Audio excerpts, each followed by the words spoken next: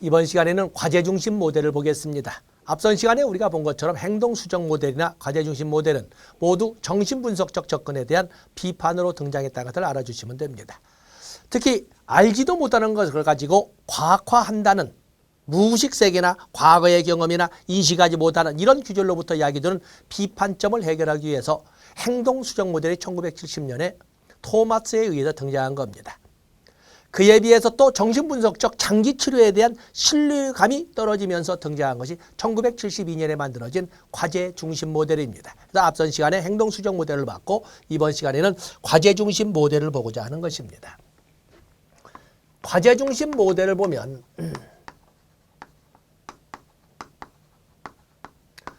과제 중심 모델을 이렇게 보시면 과제 중심 모델은 1972년 그냥 바로 쓰겠습니다. 1972년 레이드와 앱스테인에 의해서 제시된 모델이 과제 중심 모델인데 이 과제 중심 모델이라고 하는 것은 정신분석의 장기 치료에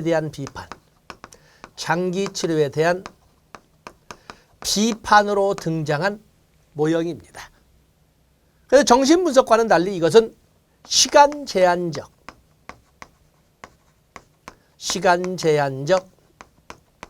단기 치료 모델로 무엇을 다루는지 당사자인 클라이언트도 모르고 당연히 전문가라고 불리우지만 사회복지사도 모르는 그런 문제를 벗어나기 위해서 명확한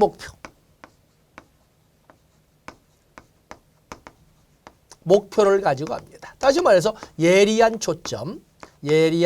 초점이라고 하는데 이것을 우리가 표정 문제라고 합니다. 표정 문제라고 하는 것은 클라이언트도 알고 있고 클라이언트가 사회복지사와의 관계에서 서로 합의를 통해서 다루자라고 약속한 바로 구체적인 타켓 프로블럼인 표정 문제만 가지고 하자는 겁니다. 그리고 구조적 접근.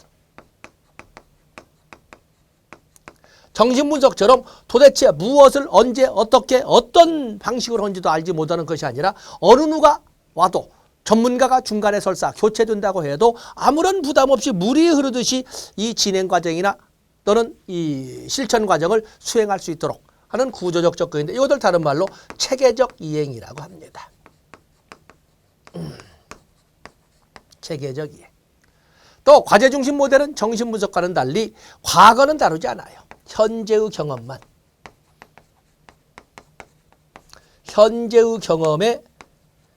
초점을 두고 접근을 합니다. 그리고 과제 중심 모델은 특정 이론을 고집하지 않아요. 다양한 이론의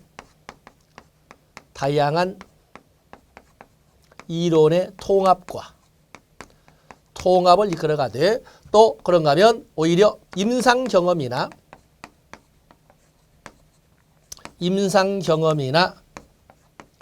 실천에 보다 큰 비중을 두면서 접근하는 것이 과제 중심 모델이 되겠습니다. 자, 과제 중심 모델의 이 밑에 있는 과정은 우리가 교재를 보면서 첨가하기로 하고, 자, 교재를 보세요. 과제 중심 모델은 1960년대 후반에 개발되어 72년 시카고 대학의 레이드와 앱스테인에 의해서 제기되었다. 두 번째 보시면은 특정 이론이 아닌 다양한 이론을 통합하여 사용하되 임상실험과 실천적 경험을 바탕으로 해서 제기된 모델이다라는 것을 지금 이렇게 정리를 했습니다. 그다음에 네 번째를 먼저 볼까요? 1960년대 후반 들어와 정신분석에 기초한 장기 치료에 대한 심리치료가 비판을 받으면서 시간 제한적 단기 치료에 대한 관심이 높아지면서 대두되기 시작했다. 그걸 바탕으로 특징을 정리해보면 바로 위에 있는 3번에 시간 제한성, 명확한 목표, 예리한 초점, 체계적 이행, 단기 치료 이런 단어들 우리가 지금 손으로 적었던 내용들이 이렇게 정리가 되어 있습니다. 자, 페이지를 넘어가 보세요. 거기 오면 과업 중심 모델은 인지행동 이론, 행동수정기법, 체계 이론 등을 통합하면서 여기 나온 것처럼 다양한 이론을 통합하면서 되어 있지요. 다양한 통합하면서 계획적으로 구조화된 치료 과정과 단기간의 치료를 강조하는 사회복지 실천 방법으로 점차 확대되어 가기 시작했다.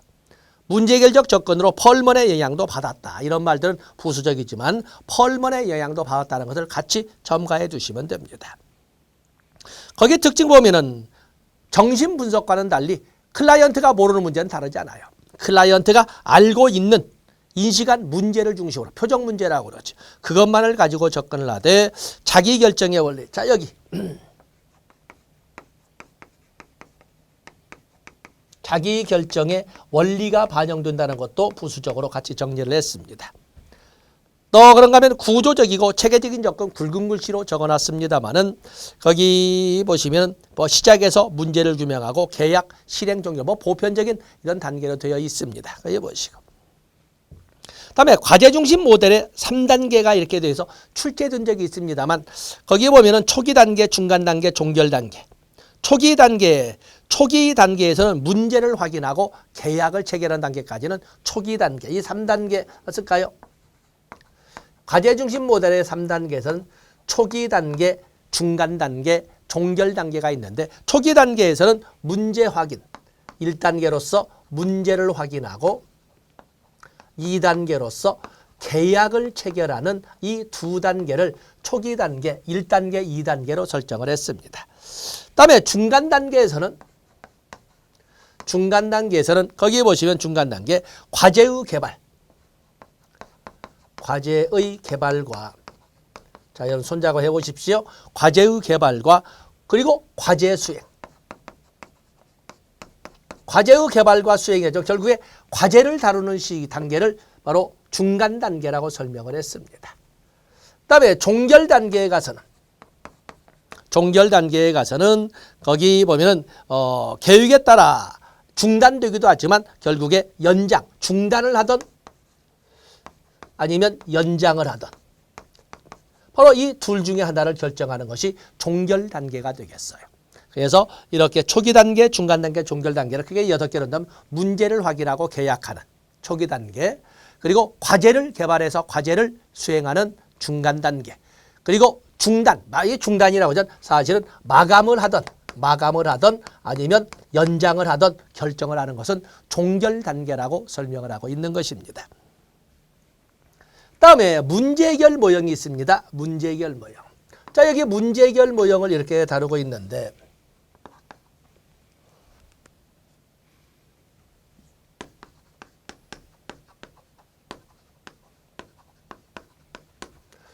문제해결 모형은 이건 1957년에 펄먼 여사에 의해서 만들어진 낙관론적 관점의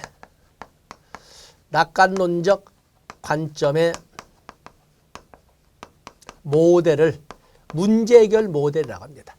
낙관론적 관점이라는 것은 인간이라면 누구나 어떤 문제든 간에 해결할 수 있는 능력을 가지고 있다고 보는 그런 그 모델이라는 것입니다. 문제해결 모델은 물론 교육학에서 나오는 존 듀이의 반성적 사고 쓸까요? 그냥 존 듀이의 문제 해결법의 영향을 반영합니다. 어떤 기존의 경험으로 당면 문제를 해결하려고 할 적에 해결이 되지 않으면 반성적 사고를 통하여 경험을 재구성하고 재구성된 경험을 통하여 또 문제 해결을 도모하고 또 그러고도 안 된다면 또 반성적 사고를 통하여 이걸 가는 소위 반성적 사고를 통하여 경험의 재구성. 자, 이런 과정들 어쨌든 존 듀이의 문제 해결법을 반영한 것이 문제 해결 모형이라고 하는데 이 문제 해결 모형은 클라이언트를 뭘로 보냐면 문제를 가진 자라고 보지 않아요. 문제 해결 능력이 부족한 자로 이렇게 봅니다. 그렇기 때문에 이 문제 해결 모형에서 실천의 목표라고 하는 것은 클라이언트의 문제를 해결하는 것이 아니라 클라이언트의 능력 향상의 목표를 두고 있는 것입니다. 그래서 가능한 한 클라이언트의 당면 문제를 클라이언트 스스로 해결할 수 있도록 클라이언트의 문제 해결 능력이나 클라이언트의 대처, 문제에 대한 대처 능력을 향상시키는데 초점을 두고 있다는 것이 바로 문제 해결 모형입니다. 그러면서 실천을 4P의 개념으로, 사회복 실천을 4P의 개념으로 제시를 하지요. 그래서 어떤 프로블럼을 가진 어떤 퍼슨이 있을 때 전문 지식과 기술과 경험을 겸비한 플레이스, 장소, 기관, 시설에서 도움을 제공하는 일련의 프로세스, 4P를 제공하면서 그러면서 기관의 유용성을 인식시켰다. 이런 장점 등을 설명하고 있습니다. 좀 빠져있는 거 채워보도록 하지요. 거기에 문제 해결 모형 1957년에 펄먼에 의해서 발전된 걸로서 진단주의에서 기능주의를 가면, 자 여기다 이제 우리가 좀 색깔을 바꿔서 여기는 이 문제 해결 모형은 통합적 모델입니다. 자 우리가 사회복지 실천의 발달 과정을 실천론에서 배운 적이 있는데 사회복지 실천의 발달은 19세기 후반의 태동기 1900년대에서 1920년대에 있었던 전문직 확립기, 20년대에서 50년대로 설명하는 전문직 분화기, 그리고 50년대에서 70년대 초까지로 본다면 통합기, 그리고 70년대 이후에 다원화기. 특히나 1950년대에서 70년대, 50년대, 60년대, 70년대 초로 가는 통합적 접근을 도모하는 시기에 많은 모델들이 그 위에 등장을 하는데 그중에 첫 번째가 1957년에 있었던 펄먼의 문제 해결 모델, 1973년에 핀커스와 미나한의 4체계 모델, 1975년에 콤튼과 갤러웨이의 6체계 모델 또는 문제 해결 모델, 또 골드스타일의 단일화 모델, 또 저메인과 지터만의 생활 모델, 또 그런가 하면은 셀러베이의 권한부여 모델, 이런 모델들을 우리가 실천론을 통해서 배웠고 지금 다시 한번 복습을 해본 겁니다. 이런 것처럼 여기는 이 문제 해결 모델은 통합 모델로서 진단주의의 기능주의를 가미한, 도대체 이 말은 뭘까? 우리는 실천 모델에서 20년대 진단주의, 30년대 기능주의를 설명했죠. 여기에는 워커 중심이죠. 워커 중심. 왜냐하면 클라이언트를 문제 해결 능력이 부족한 자로 보니까 초기의 실천은 당연히 누가? 전문가인 사회복지사가 워커가 중심이 되어서 이끌어가야 할 거예요.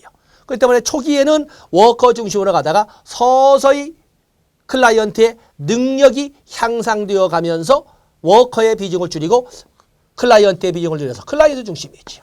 그래서 궁극적으로는 존 두이의 문제 해결 방법처럼 궁극적으로는 당면 문제를 클라이언트 스스로 해결할 수 있도록 이렇게 서서히 워커의 비중을 줄이면서 클라이언트 비중을 늘려서 궁극적으로는 클라이언트가 마감을 짓도록 이렇게 이끌어가는 것이 바로 이 문제 해결 모형, 존 두이의 문제 해결법이에요. 그래서 여기는 대표적인 진단주의의 기능주의를 가미한 워커 중심에다가 클라이언트 중심을 가미한 이런 모델로서 의미를 갖는다라는 것을 같이 정리해 놓은 겁니다. 그래서 1번에 적어놨고 그리고 2번, 3번에 끊임없는 변화 과정에 있다고 보면서 어떤 문제라도 3번의 둘째 줄 해결의 잠재 가능성을 가졌다고 보는 낙관론적 관점을 주장했다라고 설명을 했습니다. 또 1번을 또 다시 반복해서 5번의 통합적 실천 모델이다. 또 여러 가지가 있지만 2번의 특징 보시면 클라이언트를 뭘로 본다? 문제가 있는 사람이라고 보는 것이 아니라 문제 해결력이 부족한 사람으로 보기 때문에 실천의 목표를 뭘로 본다? 바로 2번의 둘째 줄 문제 해결 능력에 향상해 둔다는 것을 적고 또 4P 기관의 유용성 다 앞에서 배웠던 걸 다시 한번 기술론으로 복습을 해봤습니다. 다음에 이제 우리가 볼 것이 바로 유기개인 모델이 있습니다. 유기개인 모델. 유기란 이렇게 해서 유기의 설명을 쭉 설명을 했는데 유기개인 모델과 같은 경우에는 유기개인 모델은 여러분들이 설명을 할 적에 유기개인 모델에서 여러분들이 거기 보시면 유기가 뭐라고 되어 있어요. 기존의 경험이나 기존의 능력으로서는 더 이상 문제 해결력이 발휘되지 못하는 상황을 유기 발생이라고 설명을 하고 있는 것입니다. 그렇다면 유기개인의 목표는 유기개인 모델의 목표는 뭘까? 유기개인 모델의 목표를 보면은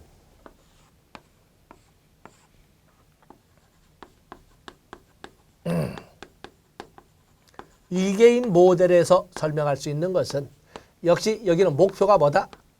물론 궁극적 목표야 유기의 완전 제거지만은 사실은 궁극적 목표가 아니라도 그에 못지않게 목표로 성난 것이 유기 발생 이전 상태로의 조속한 복귀. 조속한 복귀를 위기 발생 이전 상태로 조속한 복귀를 목표로 한다는 것이 특징입니다. 보통 우리가 언론 플레이를 할 적에는 정상화를 도모한다라고 설명을 하죠. 그런 것처럼 위기 발생 이전 상태로 조속히 복귀시키는 것을 주된 목적으로 한 것이 위기 개입 모델이에요. 뭐 곤란한 위기 발생의 단계를 뭐 위험 사건이 있고 그래도 불균형의 파괴가 있고 위기 발생의 촉발 최고조포가 있고 그리고 위기가 발생하고 재조정하고 뭐 이런 걸 설명하지만 어쨌든 여기 많은 사람들이 자꾸 문제 해결 이런 것처럼 위기 제거 이렇게 하는데 그건 이상적 입장에서 설정하는 목표인 것이고 실질적인 또는 제1차적인 위기 개입 모델의 특징이라고 하는 것은 바로 위기 발생 이전 상태로 조속한 복귀에 있습니다. 만약에 이것을 사회복지조사로 나오는 단일 사례 연구 설계로 본다면 BAP 모형을 적용한다라고 이렇게 설명할 수 있습니다. 먼저 개입부터 한 다음에 개입하고 난 상태의 어느 안정 상태를 만들어 놓고 또 개입을 하는 이런 방법 BAB 모형을 설정한다라고 보시면 됩니다. 자, 특징을 보시면 특징 여기는 신속한 개입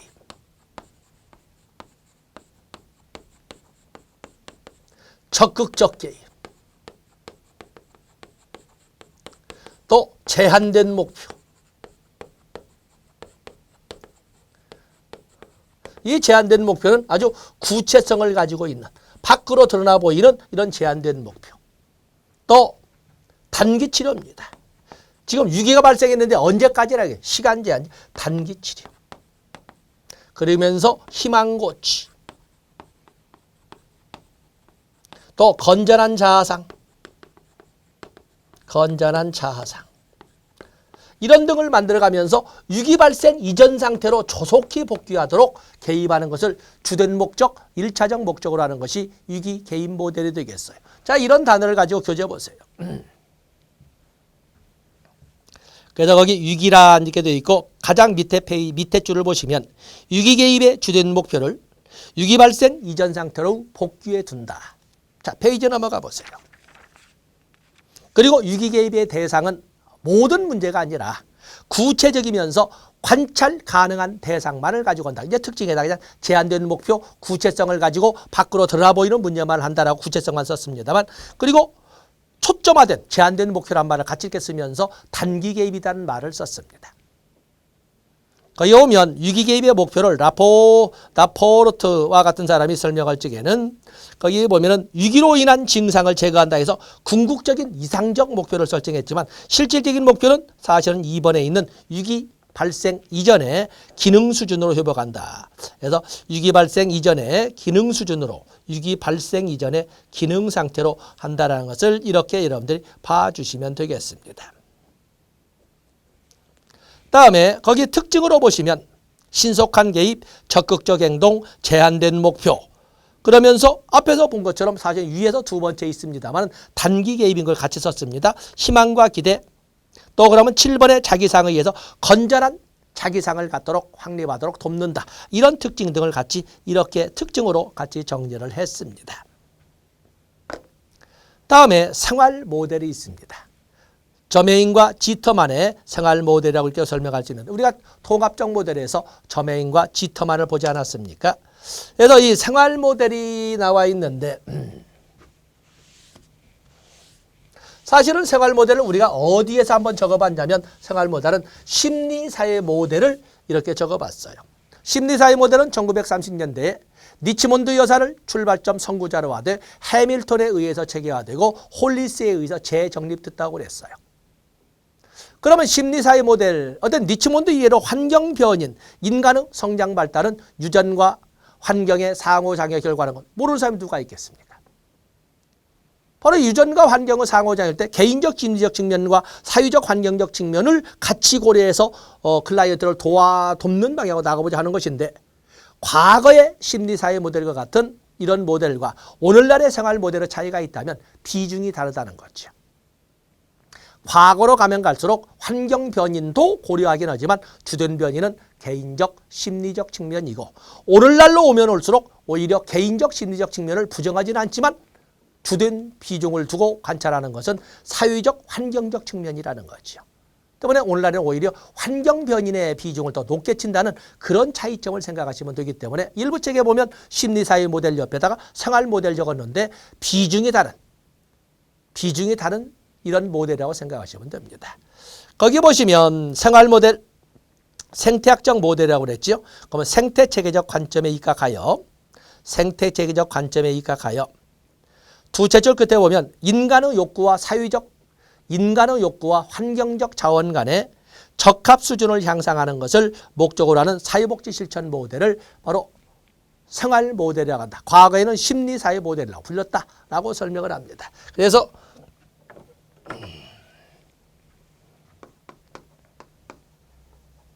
생활 모델을 보면 생활 모델은 생태 체계론적 준거를 바탕으로 만들어진 걸로써 자, 생태체계 이론의 핵심 단어가 뭐예요? 일행사를 생각해 보면 생태체계론은 적합성, 적응, 스트레스 또는 유능 또는 대처 이런 단어들을 핵심 용어로 넣는데 바로 생활 모델은 실천이란 뭐다? 사회복지 실천이란 클라이언트의 욕구와 환경 자원 간의 적합성을 도모하는 활동. 바로 이 적합성이라는 용어를 썼어요. 클라이언트의 욕구와 환경 자원 간의 적합성을 도모하는 또는 균형을 맞춰주는 활동을 사회복지 실천이다라고 하는 것은 바로 생활 모델이 되겠어요. 생활 모델은 바로 문제나 사건, 소위 실천의 초점을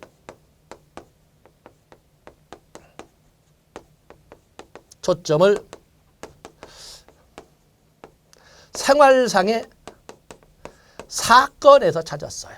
현실 생활 속에 찾았어요. 그러면서 현실 생활 속에서 바로 환경의 압박,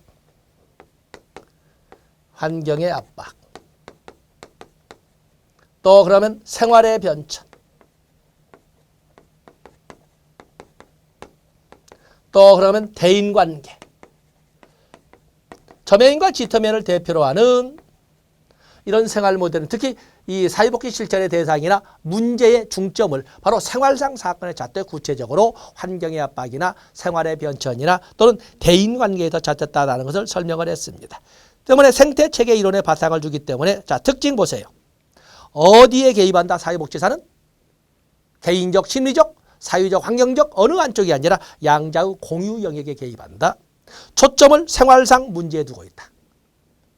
우리 삶 속에서 찾습니다. 구체적으로 생활의 변천, 환경의 압박, 대인관계에서 긴장과 혼란이 초래되는 것을 문제로 본다라고 정리를 한 겁니다. 다음에 역량 강화 모델을 보시죠. 역량 강화 모델. 역량 강화 모델, 임파워먼트 모델.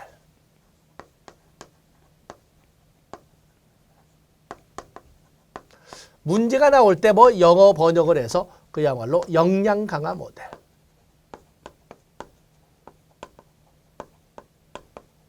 또 그런가 하면 권한 부여 모델. 또 그러면 문제점에 초점을 두는 것이 아니라 강점에 초점을 두는 강점 관점 모델.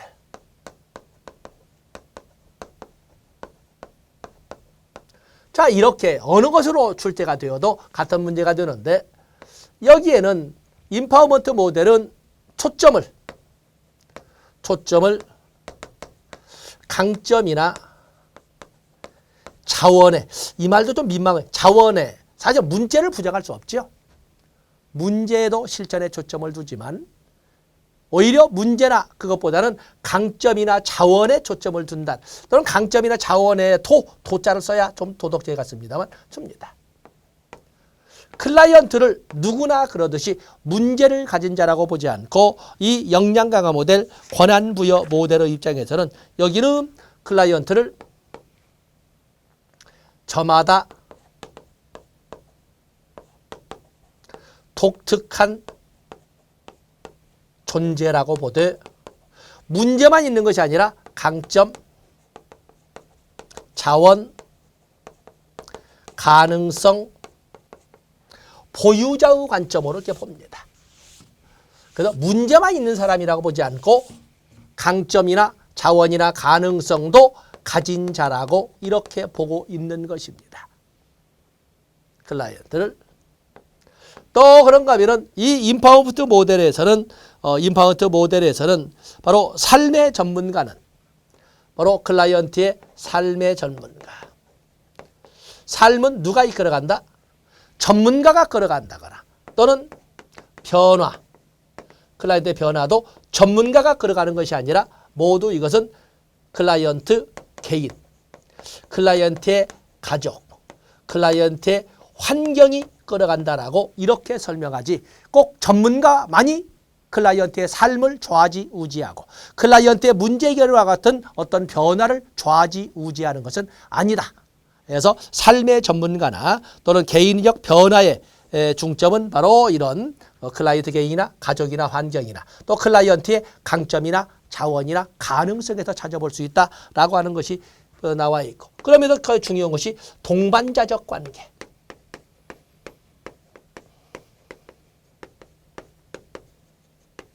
즉 협력적 관계, 사회복지사와 클라이언트 간의 협력적 관계를 강조한다는 것도 꼭 가지고 가. 어쩌면 가장 중요하다고 볼 수가 있습니다.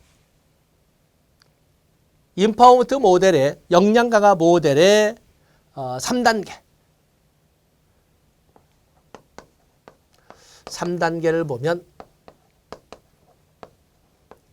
세부적으로 설명하는 대화 단계, 발견 단계, 발전 단계로 나누어서 이렇게 설명을 합니다. 대화 단계라고 하는 것은 만나서 관계를 형성하는 단계겠죠. 대화 단계가 만남과 관계 형성의 단계를 이렇게 설명을 하고 발견 단계라고 하는 것은 문제뿐만 아니라 강점, 자원 등을 탐색하는 단계를 바로 발견 단계라고 설명할 수가 있습니다. 그래서 문제도 있지만 이러한 강점이나 자원이 있어서 충분히 가능성이 있다는 것을 찾아내는 단계, 가능성을 찾아내는 단계를 발견 단계라고 합니다. 발전 단계는 당연히 발전 단계는 문제적 측면에서는 문제를 해결함과 동시에 문제를 해결함과 동시에 소위 강점이나 자원을 개발하는, 다시 말해서 가능성을 현실화시키는, 가능성의 현실화를 도모하는 이런 단계를 발전 단계. 그래서 여러분들은 여기 나온 것처럼 대화 단계, 발견 단계, 발전 단계. 물론 세부적으로는 우리가 교재에 쭉 나와 있어서 지금 뭐 읽어드릴 수야 있겠지만 그거는 보지 않고 크게 보세요. 대화 단계는 사회복지사와 클라이언트가 만나서 관계를 형성하고, 그리고 두 번째 발견 단계에서는 클라이언트의 문제도 확인하겠지만 문제뿐만 아니라 강점이나 자원 등도 발견함으로써 가능성을 탐색해보고, 그리고 나서 발전 단계에서는 문제를 해결함과 동시에 자원, 강점을 개발해서 가능성이라고 불렸던 것을 현실화시키는 이런 단계를 발전 단계라고 설명을 합니다. 자, 교재를 보세요. 역량 강화 모델, 권한부여 모델을 보면 1980년대 자 어디에 초점을 뒀다? 인보관 운동에 초점을 두고 나와 있죠. 거기 인보관 운동을 토대로 생태체계적 관점에서 강점 지향의 모델로 등장한 것이다. 1번 중요 표시하시고, 또 그런가 하면 3번의 역량 강화 모델은 클라이언트 상황에 대해 강점 관점을 적용하여 다양한 차원을 반영하고 클라이언트의 강점을 현실화시키고자 했다. 4번에 협력적 관계, 둘째 줄 협력적인 동반자적 관계를 강조한다. 다 좋습니다. 그리고 7번에 보면은 클라이언트는 스스로 인파워먼트 과정에 반드시 참여해야 하고 자기 결정권을 가지고 수단과 목적을 결정해야 된다. 자, 보습니다. 그러면서 그런 것을 단어로 페이지 넘어가 보세요. 역량 강화 모델의 특징에서 병리적 관점, 의료적 관점입니다. 종래의 진단이란 용어를 쓰던 시대와는 달리 강점 관점 모델은 클라이언트를 저마다 독특한 특성을 가진 독특한 존재로 보되 문제만 있는 것이 아니라 많은 재능이나 자원이나 강점을 가진 존재라고도 봅니다. 치료의 초점을 문제에 두는 것이 아니라 강점 관점은 가능성에 두고 있다. 또 그러면 여러 가지가 쭉 설명이 되지만은 거기 삶의 전문가, 개인적 발전, 변화 자원 이런 말들이 하단부에 나와 있는데 삶의 전문가는 전문가에 의해서만 이루어지는 것이 아니라 전문가의 도움도 부정하지는 않습니다. 그러나 그에 못지않게 오히려 그보다 더 사실은 클라이언트 본인이나 클라이언트 가족이나 클라이언트 가까운 환경 또는 클라이언트가 가지고 있는 강점, 자원, 가능성이 바로 이 클라이언트의 삶의 전문가이고 클라이언트의 변화의 주도자이고 그리고 클라이언트의 소위 발전을 주모하는 이런 그 역할을 한다라고 이렇게 설명을 했습니다. 똑같은 말을 다시 문장으로 클라이언트의 강점을 강조한다. 2번의 끝에 동반자적 관계를 강조한다. 클라이언트의 참여와 자기결정권을 강조한다. 역량을 강조한다. 자, 5번 중요 표시하시고. 클라이언트를 수혜자가 아닌 소비자의 관점에서 접근한다. 우리가 사회복지 실천의 발전 과정 보면 태동기, 전문직 왕립기, 전문직 분화기, 부분 통합 접근기 그리고 마지막에 다원화기의 특징이 뭐였어요? 다원화기. 바로 이런 과정에서 역량 강화 모델이 있는데 사회복지 실천의 이념과 연결시켜보면 그중에 다원화기에 등장한 권한부여 모델 또는 역량 강화 모델 또는 강점 관점 모델은 수혜자와 어쩌면 제공자와 수혜자의 관계, 수직적 관계를 수혜자와 소비자의 관계로 수평적 관계로 돌려놓았다. 그래서 사회복지 실천의 이념, 사회 인도주의도 있고 사회진화론도 있고 민주주의도 있고 개인주의도 있고 그렇지만 다양화나 다원주의에서는 대표적인 모델로 권한부여 모델을 보고 있고 권한부여 모델은 사회복지사와 클라이언트 관계를 제공자와 수혜자의 수직적 관계가 아닌 제공자와 소비자의 관계로 전환시켰다. 이런 말을 우리가 모델에서 본 겁니다. 바로 그런 것처럼 수혜자가 아닌 소비자의 관점에서 클라이언트로 접근한다. 거기 중요 표시하시면 됩니다. 그리고 7번에 보시면 클라이언트의 문제를 클라이언트의 결함으로 보지 않고 클라이언트의 개인적 역량과 환경적 요구 사이에 불일치로 인하여 발생한 것이라고 보지 클라이언트의 문제라고 해서 결함으로 보지는 않는다라는 것을 알아주시면 됩니다. 그다음에 권한부여 모델의 3단계 정리한 것처럼 대화 단계, 발견 단계, 발전 단계가 있는데 대화 단계는 만나서 관계를 형성하는 단계로 함께 작업 준비하기, 파트너십 형성, 도전 탐색, 강점 구체화, 방향 설정 뭐 이게 세부 내용까지 암기하라고 않겠지만 어쨌든 그 대화를 통한 관계를 형성하는 단계. 두 번째 단계는 발견 단계인데 문제점도 우리가 찾아내야 되겠지만 그것뿐만 아니라 강점이나 자원도 찾아냄으로써 가능성을 탐색하는 단계를 바로 발견 단계. 자원 체계도 탐색하고 자원 능력도 분석하고 해결점도 형성하고 잠정적 개입 전략도 짜고 이런 것들이 나와 있습니다. 그리고 세 번째 단계가 발달 또는 발전 단계라고 이렇게 하는데 발달 단계 또는 발전 단계와 같은 경우에는 이제는 문제를 해결함과 동시에 클라이언트의 자원, 강점 등을 소위 개발해서 가능성을 현실화시키는 단계. 그래서 자원 활성화, 기회 확대, 성공 인정, 달성 통합 이런 단어 소위 마무리 단계처럼 이렇게 되어 있는 것은 세 번째 단계 발전 또는 발달 단계라고 이렇게 봐주시면 되겠습니다. 자, 그 외에도 많은 실천 모델이 있습니다만은 우리 시험 범위에 있는 모델로서는 이런 정도를 가지고 가시면 아마 넉넉하지 않을까 이렇게 보고 있습니다. 이 시간 여기까지 하고 다음 시간에는 바로 가족에 대해서 살펴보도록 하겠습니다. 고맙습니다.